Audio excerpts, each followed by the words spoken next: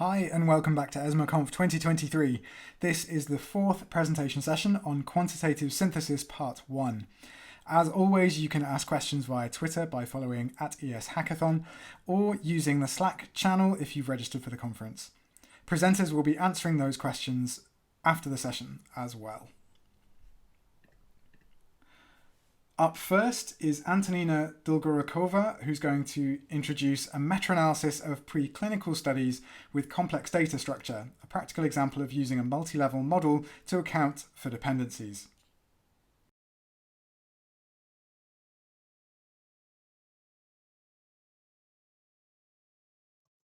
Hello everyone, my name is Antonina, and I'm happy to present our study as a practical example of the use of multi-level model to account for dependencies in meta-analyses.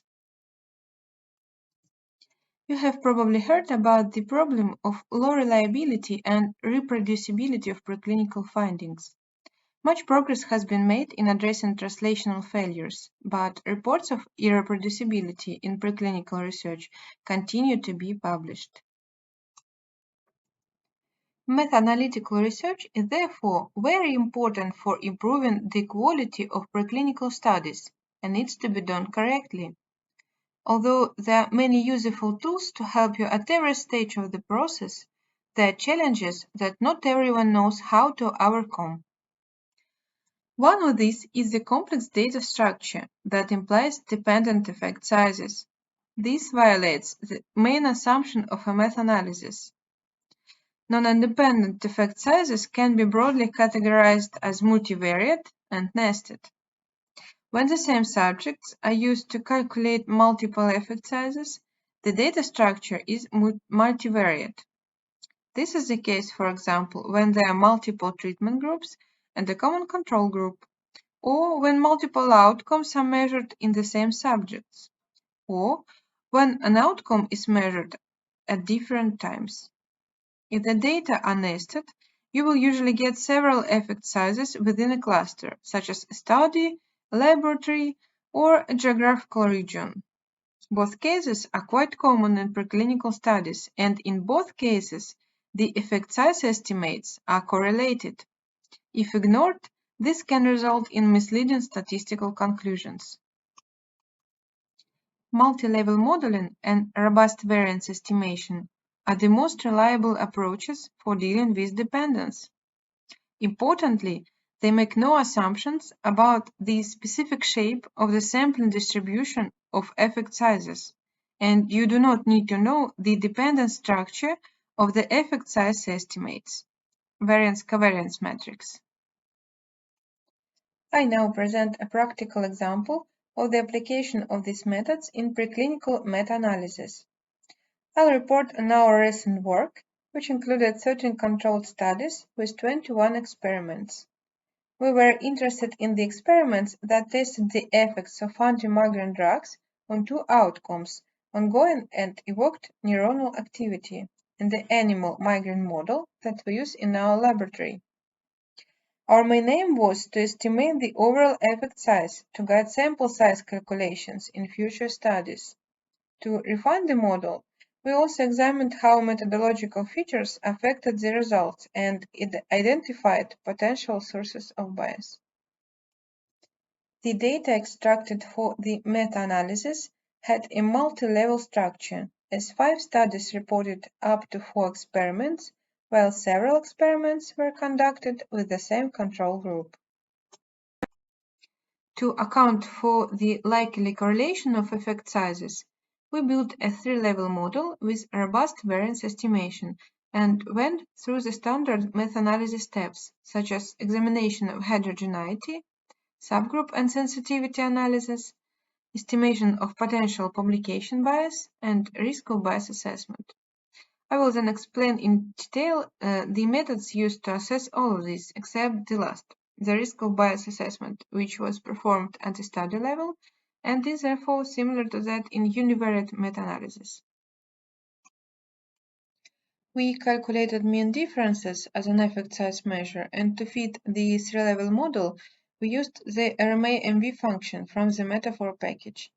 The pre-calculated effect sizes are specified by the E argument, the corresponding sample invariances via the V argument, and the desired random effect structure via the random argument. Here we have a mixed effects model.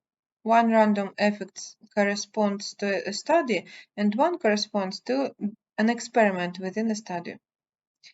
The resulting RMA object was then wrapped in the robust function, which constructs a cluster robust estimate of the variance-covariance matrix of the model coefficients based on a sandwich type estimator, and then computes tests and confidence intervals of the model coefficients. This includes by default a small sample adjustment, the CR1 estimator, implemented to improve the performance of the method when the number of clusters is small. Note that the model includes two variance components for between and within study heterogeneity. This makes it possible to examine the distribution of the variance at the level of an experiment and a study.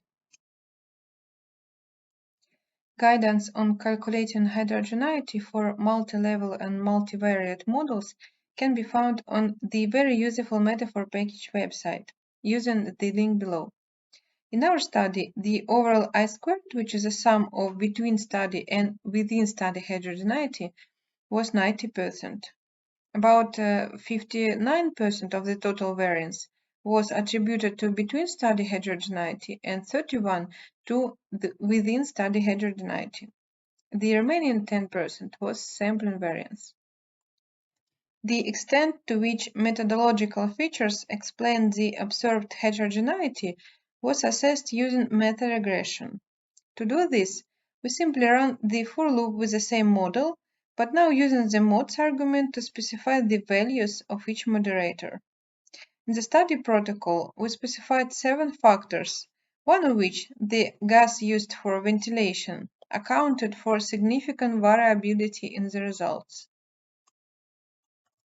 The high heterogeneity in the dataset may also be caused by extreme effect sizes, while the pooled effect estimate may be highly dependent on a single experiment.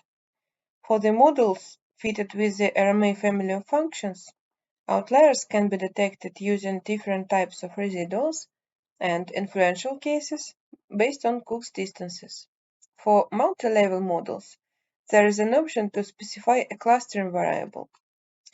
Here we assumed that standardized residuals greater or lesser than 1.96 indicate experiments that do not fit the assumed model, that is, represent outliers, and Cook's distances greater than 4 divided by the total number of data points, the common cutoff, indicates influential cases. Lastly, the publication bias. To the best of our knowledge of the available tests for publication bias, only Egger's regression can readily be combined with multivariate modeling methods. We therefore assessed the potential publication bias by estimating the asymmetry of funnel plots of the experiment-level data using visual inspection and Egger's regression test. To do this, we fitted again a multi-level meta-regression model with a measure of effect size precision, standard error, as a predictor and used robust variance estimation to handle dependence. These approaches showed a clear trend of increasing effect size with decreasing precision. Overall, we hope that this practical example of using multi-level model has demonstrated the simplicity and feasibility of performing standard meta-analysis steps using the metafor package. The data and R Markdown scripts are available on the OSA website. Please let me know if you'd like to have a look. Thanks for your attention. Thanks very much, Antonina. Up next, we have Rebecca Harris with Pre-eclampsia in Pregnancy and Offspring Blood Pressure, a multi-level, multivariate meta-analysis of observational studies. Over to you, Rebecca. Hi everyone, my name is Rebecca Harris and I'm a PhD candidate at the University of Wollongong in Australia. Today I'm going to be talking about a multi-level multivariate meta-analysis that we conducted with the metafor package in R to evaluate the impact of preeclampsia on offspring blood pressure. In studies pertaining to cardiovascular health, systolic and diastolic blood pressure are key outcomes of interest and are both usually reported in primary studies such as randomized trials and cohort studies. And these outcomes are characterized as dependent. And what we mean when we talk about dependence is that the outcomes are correlated, in this case, highly correlated. And this means that knowing information about one outcome reveals some information about the other. When conducting a naive, pairwise meta-analysis, dependent outcomes cannot be pulled together because doing so would violate the assumption that effect sizes are independent and from a different sample. And this is because the model doesn't distinguish between the different data structures. So the actual structure of the data is as shown here, where systolic and diastolic blood pressure are measured in the same participants. But in a naive pairwise meta-analysis, the statistical model assumes that the effect sizes are from a different unrelated sample. And this is true even if the outcomes are different. And this is problematic, mainly due to the artificial increase in the sample size, and this leads to confidence intervals that are much too narrow. An appropriate approach to combine multiple dependent outcomes in a meta-analysis model is through multi-level modeling, which accounts for the dependence between the outcomes by specifying in the statistical model how each effect size is nested in the included study. So as shown in the illustration here, if a study reports both systolic and diastolic blood pressure, we can add another level of variance at level 2. So this is basically an extension of a random effect 2-level model with an additional tau squared variance component for the multiple outcomes. So now we have 3 levels of variance. The correlation coefficient between systolic and diastolic blood pressure is not required, and this is because this is advantageous because correlations are often not reported in the original studies. So we used a case study of preeclampsia and offspring blood pressure to illustrate an example of systolic and diastolic blood pressure in a multi-level meta-analysis. So a bit of a background about preeclampsia. It's a health condition during pregnancy characterized by new onset hypertension, so hypertension that occurs after 20 weeks of gestation and occurs alongside maternal organ dysfunction or fetal growth restriction. Although the cause is not well understood, observational cohort studies have provided some evidence that preeclampsia is associated with an increase in blood pressure through childhood and adolescence. There have been some previous meta-analyses on this topic, which use standard pairwise univariate meta-analysis, and this means that they dealt with the dependence between systolic and diastolic blood pressure by conducting separate analyses for each outcome. Another important component of the structure of the data in this particular case study is the longitudinal nature of the effect measures. So because participants in the studies were followed for a long period of time, there were often multiple measures of both systolic and diastolic blood pressure in each sample.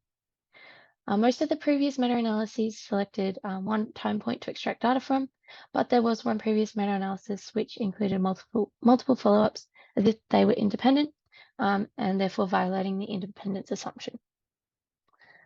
Longitudinal data can be included in a multi-level meta-analysis by just considering that the different time points as different outcomes also nested within each sample.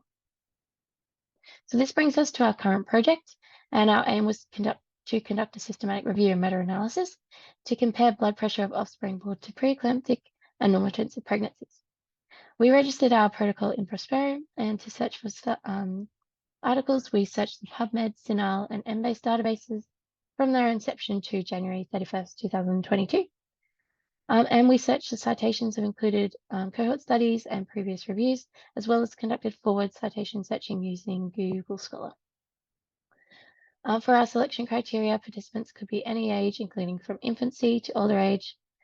And they were included if they reported systolic or diastolic blood pressure on a continuous scale.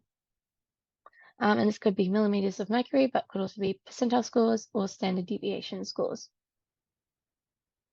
We conducted title and abstract screening using Abstractor, and this was done by 2 review authors in duplicate independently.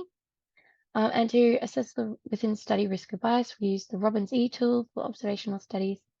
And this was again conducted by 2 review authors in duplicate. When looking at observational evidence, it's very important to take into account that there could be confounders which affect the relationship between the exposure and the outcome. So this is a graph showing the confounders and mediators of interest.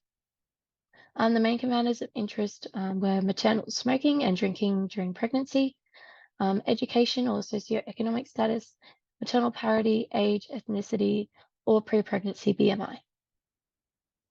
We also made the important distinction between confounders and mediators because mediators lie on the causal pathway, so they could, because they occur after development of PE, it's not appropriate to adjust for these. So therefore, we only pulled results from studies which had adjusted for all relevant confounding factors and did not adjust for any mediators. For our analysis, we chose to pull Hedges G standardized mean differences to enable us to pull effect sizes which were expressed as percentile scores and standard deviation scores with those from other cohorts, which were expressed in millimeters of mercury. And because effect sizes were adjusted for confounders using multiple regression models, we also included a correction factor when calculating these to account for the fact that the variability around the mean difference decreases as the number of variables in the regression model increases. So this is the code we used to conduct the multi-level meta-analysis. And also on the right, you can see the data set and how it was set up in long format. So we first created dummy variables for systolic and diastolic blood pressure to be used as moderators in the model. And this enabled us to get a pooled effect for both outcomes separately. And then to run the meta-analysis, we used the rma.mv command available in the metafor package. And we specified the effect size and variance shown here. And we used the mods argument for the regression to obtain different effects for systolic and diastolic blood pressure. And importantly, we used the random argument. And this was to specify how each effect size was nested inside each cohort. And we used restricted maximum likelihood estimator for the level 2 and level 3 variability. So these are the results from our study selection. There were 2,423 unique reports identified from database searching and 12 unique reports from citation searching. And after full text screening, there were 55 reports of 42 cohorts. However, like I mentioned before, because we only pulled data from the cohorts which were adjusted for confounders, there were only 7 cohorts included in data analysis. So here are the results from our multi-level meta-analysis, as shown in the forest plot. So here we have the systolic blood pressure and the standardized mean difference, and the diastolic blood pressure's standardized mean difference pooled. So there were only small increases in both systolic and diastolic blood pressure. And when we re-expressed the standardized mean differences into millimeters of mercury, we had a 1.69 millimeter of mercury difference in systolic blood pressure and a very small 0.65 millimeters for diastolic blood pressure. So here are the results from our risk of bias assessment. Overall, there was a low risk of bias in most domains, but there was some concerns due to missing data, mostly due to the long follow-up of the cohorts. And this led to all studies being rated as some concerns overall.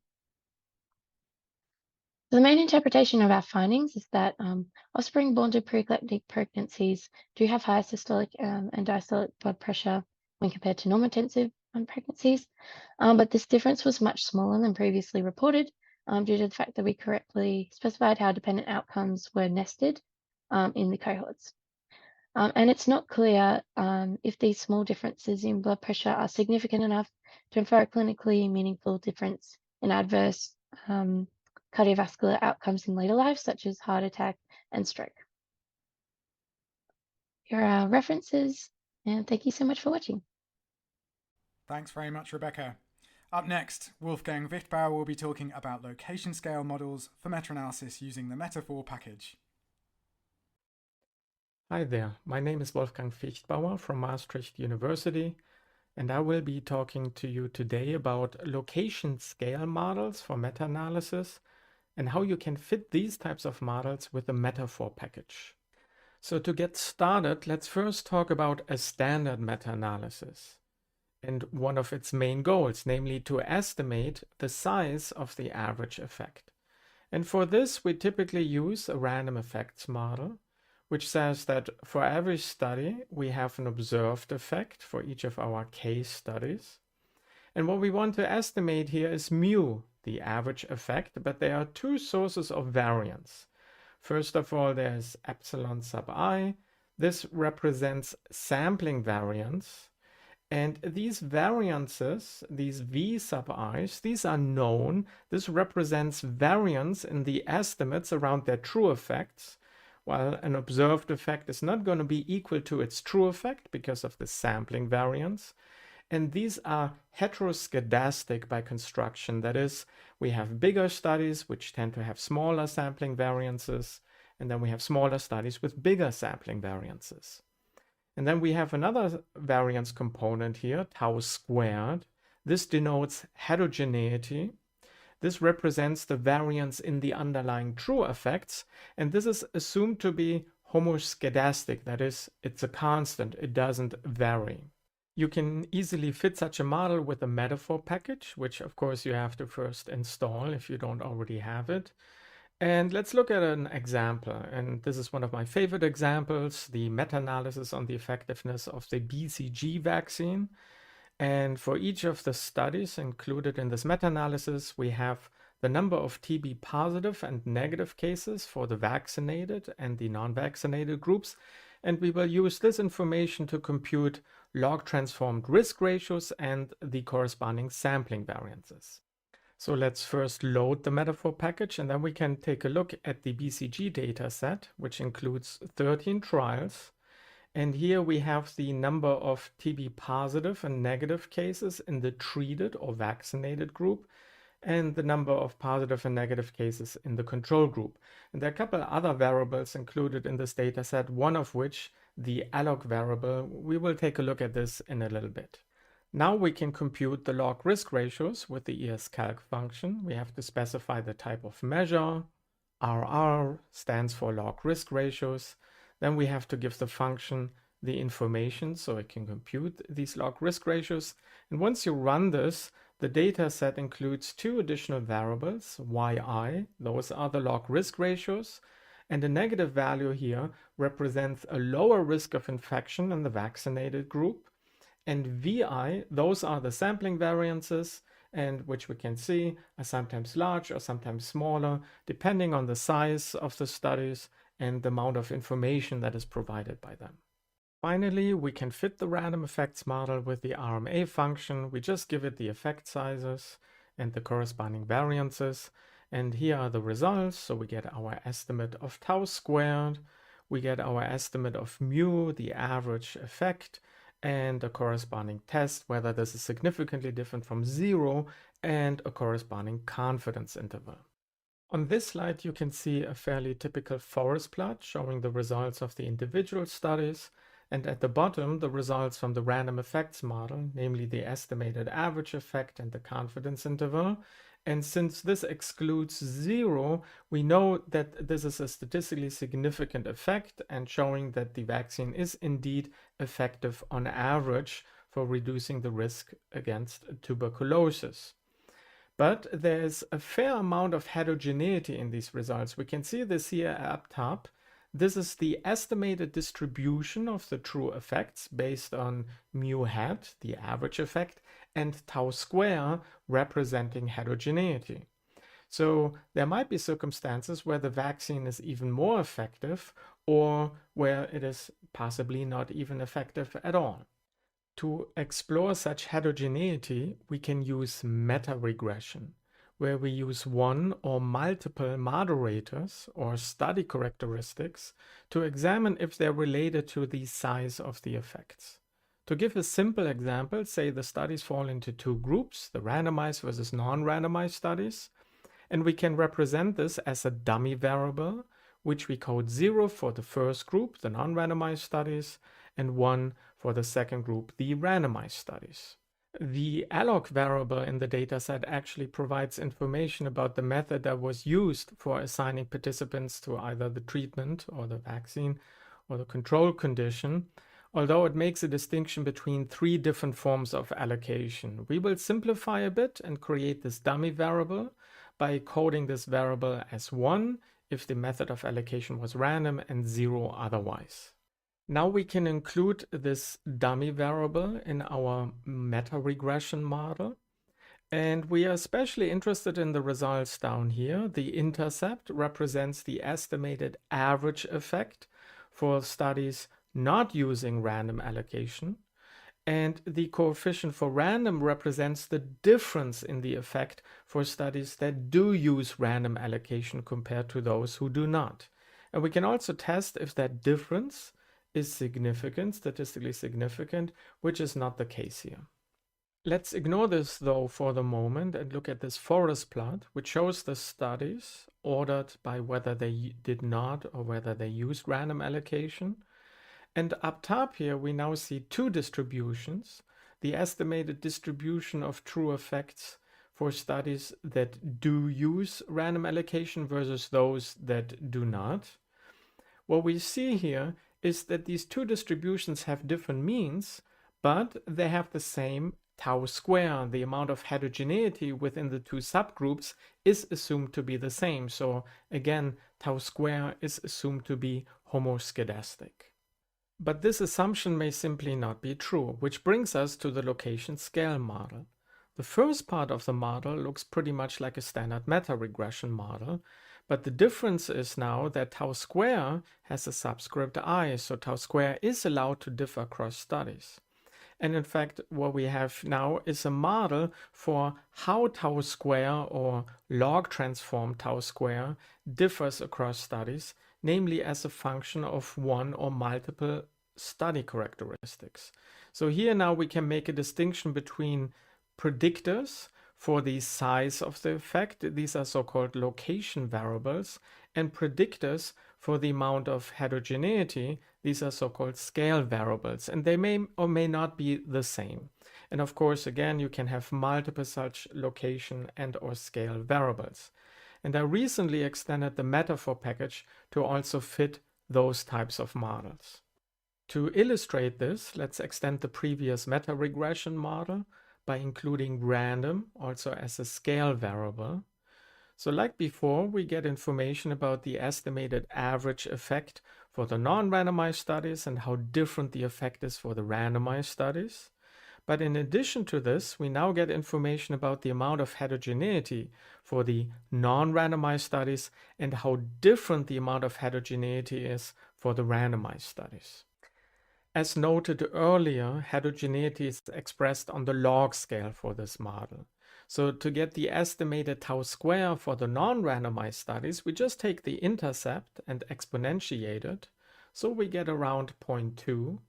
And to get the estimated tau square for the randomized studies, we take the intercept plus the coefficient that represents the difference between the randomized and the non-randomized studies. And we exponentiate this and we get about 0.4. So we estimate that the amount of heterogeneity is about twice as large for the randomized studies compared to the non-randomized studies. You can also see this now in the forest plot, where the distribution of true effects for the randomized studies has a different mean compared to the non-randomized studies, but also has a different amount of variance. So this model allows the amount of heterogeneity to depend on one or multiple predictors or scale variables, and so tau square now is allowed to be heteroscedastic. Now it turns out that the model above yields identical results to fitting separate random effects models within the 2 subgroups, which is what I'm doing down here. I fit a standard random effects model to the subset of studies where random is 0 and where random is 1. Then I collect some of the information from these 2 models in a table. And so we get the estimated mu for the 2 subgroups, and we get the 2 tau squares. And these are identical to the 2 tau squares that we got from our location scale model. But the location scale model is much more flexible. For example, you can include none, one, or multiple location and scale variables in the same model. And these variables can also be different. The variables can be categorical, so representing subgroups, as we have seen before, or they can be also quantitative variables. And you can also now test if the amount of heterogeneity is related to a scale variable or differs across subgroups. And for this, we have several different types of tests, so-called wall-type tests, likelihood ratio tests, and permutation tests. For example, in the model above, alpha 1 represented the difference in heterogeneity between the randomized and the non-randomized studies. So testing whether this is equal to 0 is the same as testing whether tau square for the non-randomized studies is equal to tau square for the randomized studies. On this slide, you can see how these different types of tests can be conducted. If you fit a location scale model and you look at the scale part of the output, here is our estimate of alpha 1, then you immediately get the p-value from the Wald type test, testing whether this is significantly different from 0. If you want to conduct the likelihood ratio test, you fit another model where you drop the scale variable. So here I just have an intercept. So this is a reduced model. And then I compare these two different models. I get the likelihood ratio test and the corresponding p-value.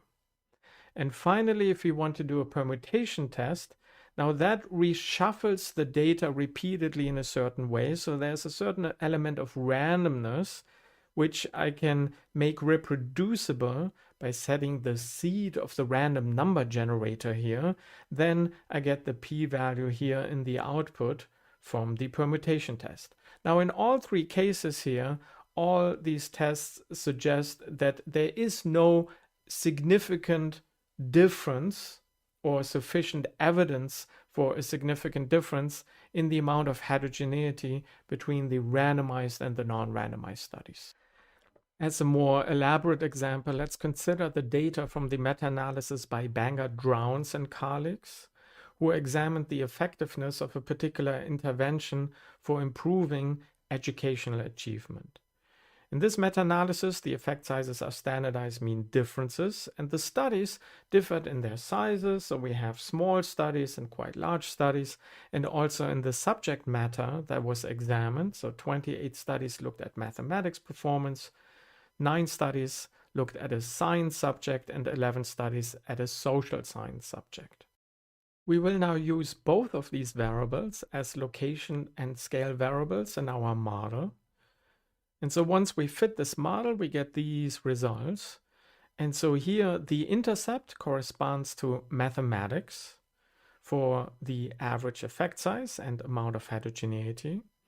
The coefficients here represent the difference in effect size for science and social science compared to mathematics, or for science and social science compared to mathematics with respect to the amount of heterogeneity. And the coefficient for sample size represents the slope of the relationship in terms of effect size and amount of heterogeneity. And here we do find some significant relationships, in particular this one and this one. The results therefore suggest that larger studies tended to yield smaller effects, and that studies that examined the effectiveness of the intervention in science subjects tended to yield more heterogeneous effects, but there was no evidence to suggest that the average effect itself differed for science subjects. So this example shows that there can be different types of relationships in terms of the location or the size of the effects and the amount of heterogeneity. These types of models therefore open up the possibility to examine entirely new research questions. For example, comparing different types of interventions, not only in terms of the average effect size that they yield, but also in terms of the consistency of the effects. But it should be pointed out that due to the increased complexity of these models, you tend to require a larger K or number of studies to obtain meaningful answers here. And given that there are different types of tests for testing scale coefficients, these wall-type tests, likelihood ratio tests, and permutation tests, the question arises, which type of test should you pay most attention to? This is something that we are currently examining in a simulation study. And finally, I am looking at the possibility to fit such types of models in the context of the RMA.mv function from the metafor package, which is for multi-level and multivariate models, although that type of extension is not entirely trivial. This brings me to the end of this talk. On this slide, you have the references. And if you have any questions, comments, or suggestions on this slide, you can see how to get in touch with me. Thank you for your attention. Thanks so much, Wolfgang. Shinichi Nakagawa is next with meta-analyses with missing standard deviations with log response ratios. Hello, my name is Shinichi Nakagawa. Today, I'd like to tell you about our new method on log response ratio and some standard deviations are missing.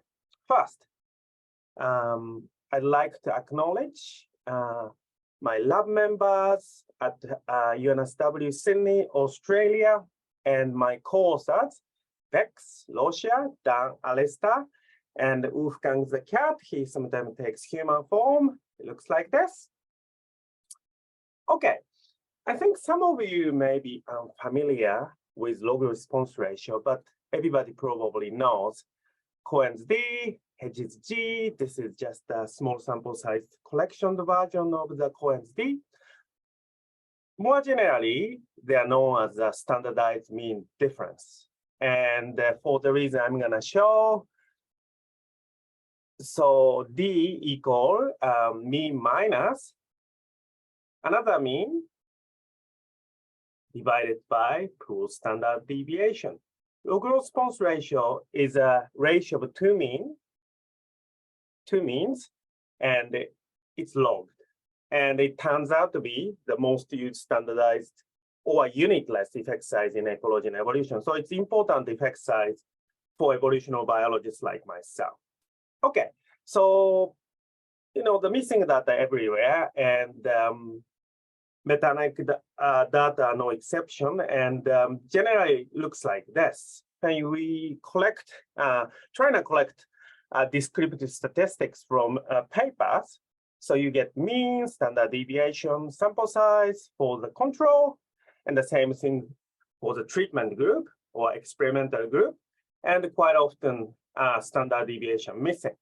Sometimes, occasionally, and are missing, but that's very rare.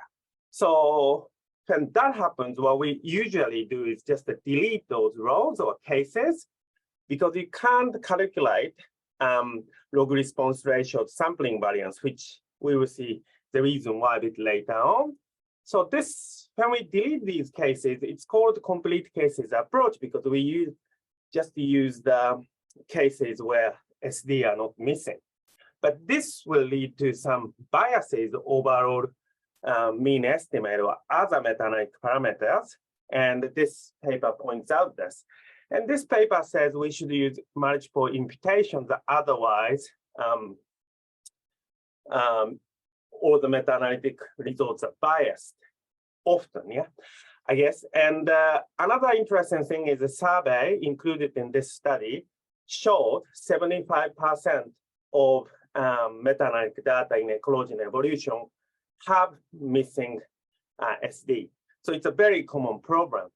And multiple imputation is certainly a solution, but problem is when we run the complex meta-analysis, multiple imputation is very difficult to implement. For example, when you have effect size, multiple effect size from the same studies, or ecology and evolution, we often have multiple species on the top of multiple effect size per study. Then we have to account for what we call phylogenetic relatedness. That gets very complex model. In this case, multiple imputation technique is very hard to implement. So I was kind of looking for the easiest solution compared to multiple imputation, and I couldn't come up with till I came across this paper by Doncaster and Spake and Rebecca Spake, the Bex you saw in the second acknowledgement slide.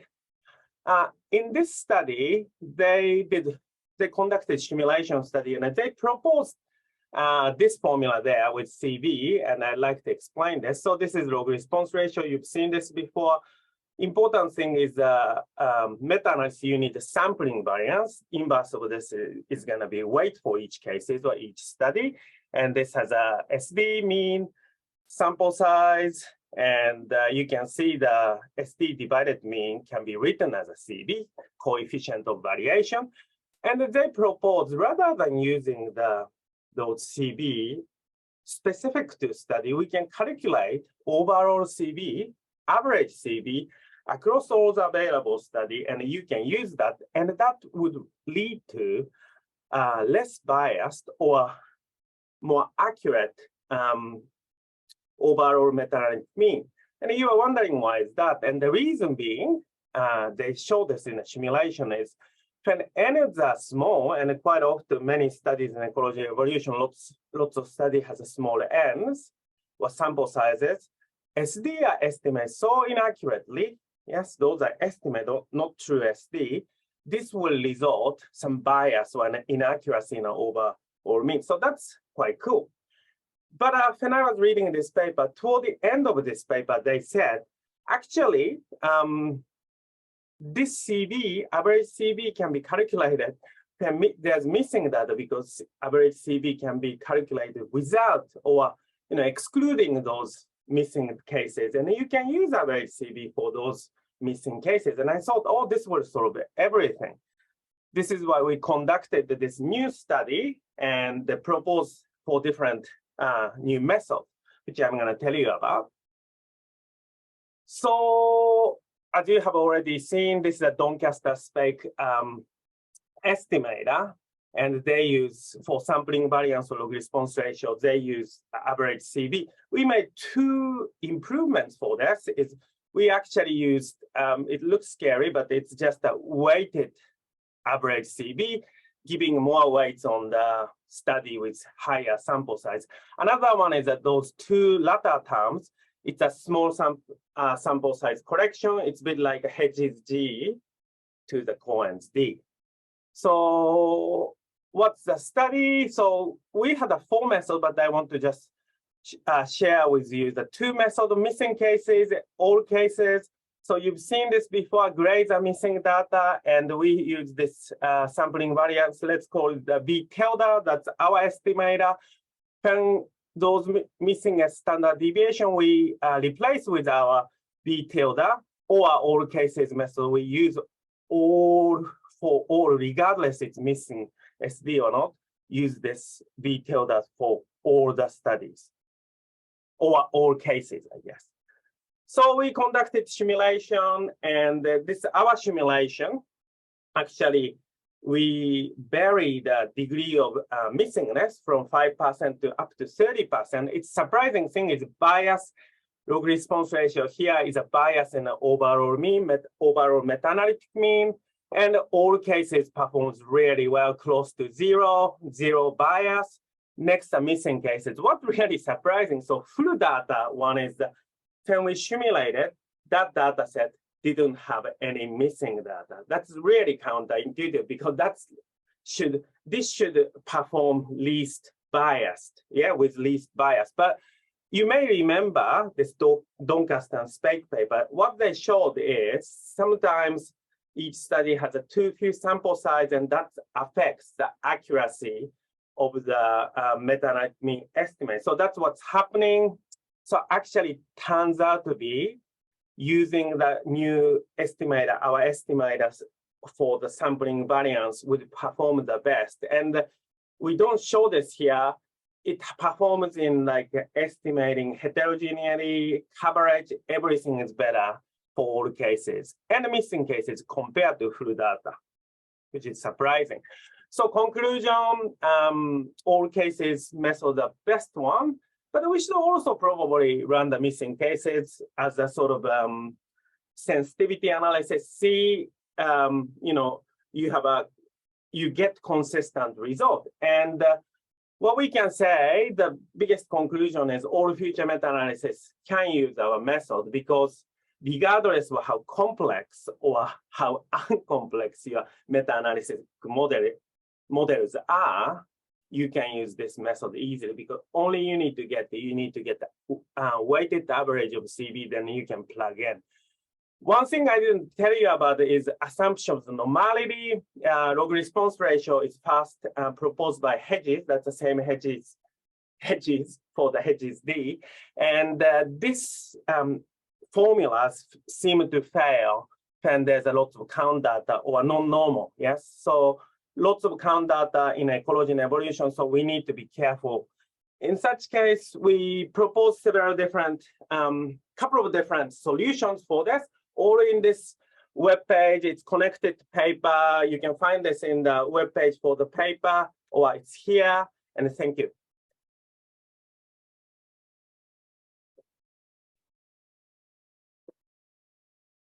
Thanks very much, Shinichi. Up next, Sabina Patzel will be talking to us about using multiverse and specification curve analyses as an assessment of generality of effects for MASEMs. Over to you, Sabina. Hi, my name is Sabina Patzel, and I'm a PhD student at the Technical University of Munich. And today I would like to talk to you about how we use multiverse and specification curve analysis as an assessment of generality of effects for our meta-analytical structural equation model, where we're looking at the relationship between creative potential and creative self-assessment measures. I would like to start off with a quick theoretical background. So basically, it's assumed that everyone has a certain amount of creative potential within them. Two indicators of creative potential are, for example, divergent thinking and intelligence, both of which correlate with creative achievement. However, creative potential does not necessarily lead to creative achievements, as the relationship might be partially influenced by factors relating to the creative self, such as, for example, creative self-beliefs. This is why we chose to look at the relationship between creative self-assessment measures and two indicators of creative potential, being intelligence and divergent thinking. We use structural equation modeling, specifically TSSEM with an extension for random effects models, and the VPL approach as multiple studies reported more than one effect size. And we assume that to be dependencies among effect sizes. To test how robust our structural equation model is, we use subgroup analysis to test whether the parameters estimates are actually equal across CSA type, so creative self-assessment types, and age groups.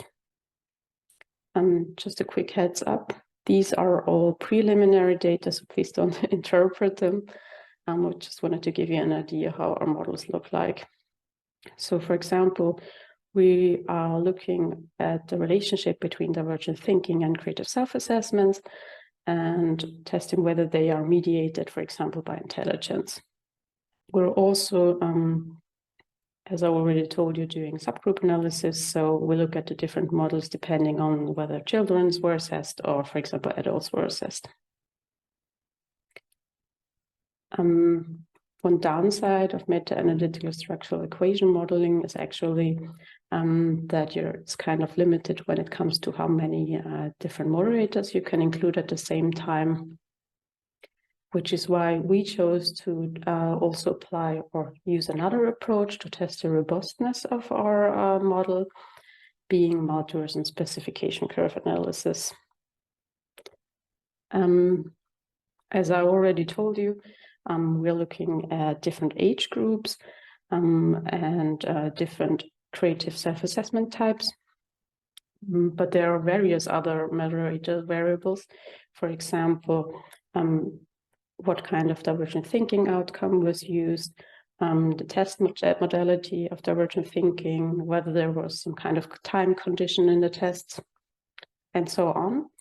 And all these different moderators, you could say, could potentially influence our primary studies. And in that, they could also influence our moderator or our meta-analytical structural equation model. When doing a multiverse analysis, these different factors, which I called moderators before, I actually called which factors, as you're thinking about which data could possibly have been analyzed in the primary studies. And you're also looking at how factors, which basically tell you how the data is meta-analyzed. And what you're doing is you're combining all these different kind of which factors and the subgroups. So for example, whether a female sample was used, children were investigated, fluency was reported as an outcome, and so on. And you're combining these with the different how factors. And these lead to a lot of different specifications, and for all of which we are computing meta-analytical summary effects. And at the end, we're basically comparing all these possible meta-analytical summary effects, and we get a mean over these summary effects, and it tells us how robust a correlation is, depending on which data was analyzed and how the data was analyzed. And yeah, we're doing the multivariate specification curve analysis for all our bivariate relationships. So for CSA and divergent thinking intelligence, as well as intelligence and CSA. Just as a way to get an idea of how robust our meta-analytical structural equation model actually is. I would like to show you our specification curve from the relationship between divergent thinking and creative self-assessment measures, to give you an idea how it could look like, or it looks like at the moment. Yeah, so at the top part of the model, you can see the dark line, which are the summary effects from all our different specifications. These colored areas are the respective confidence intervals. So for example, this summary effect over here with this quite large confidence interval, then we're going down to the bottom part of the plot, was computed using a total sex sample with adults, verbal modality, and down here you have the how factors. So this gives us the information on which factors and how factors were used, how they were combined, and what kind of summary effect they yielded. We also get information by the colors. So for example, warmer or hot colors represent combinations of which and how factors that only included a few effect sizes, and cooler colors such as blue or green represent combinations with more effect sizes. And when looking at our graph, you can see that there are a lot of effect sizes in the middle of the plot, and that actually the magnitude doesn't increase a lot. So most of our effect sizes are actually in the area of 0.1 to 0.2, and which basically speaks for the robustness of our effect, especially when you're considering all these different kind of possible specifications. Next off, we look at the total summary effect from all these different kind of specifications, which is a correlation of 0.17. And as you can see, 50% of all our different combinations of which and how factors yielded a summary effect between 0.13 and 21. So our correlation seems to be quite robust. We can also use a parametric bootstrapping approach to do inferential testing.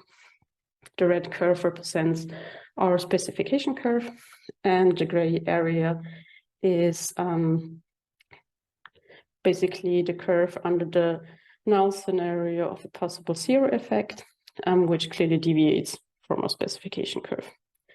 So at least for the relationship between divergent thinking and creative self-assessment measures, the included correlations seem to be quite robust. You could say it doesn't matter that we can't include so many different moderator variables, and as the correlations seem to be quite robust.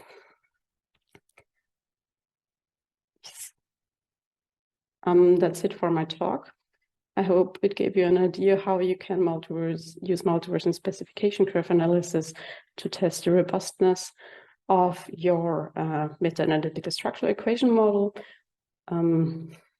As I already told you, we would like to do the same analysis for the other two bivariate relationships as well, to test how robust our model is. If you're if you're interested in our project, feel free to write me an email. We also did a pre-registration of this study, and that's it for today. Thank you. Thanks so much, Sabina. That's it for this session. I hope that you've enjoyed it. It was a really fascinating set of talks, lots to get your teeth into. We'll be coming back again shortly, but for now, that's it. Please keep your questions coming in via Twitter. The presenters will be around for the next few hours or days, so if you tag them in a question, they'll be able to get back to you as soon as they can. Thanks very much.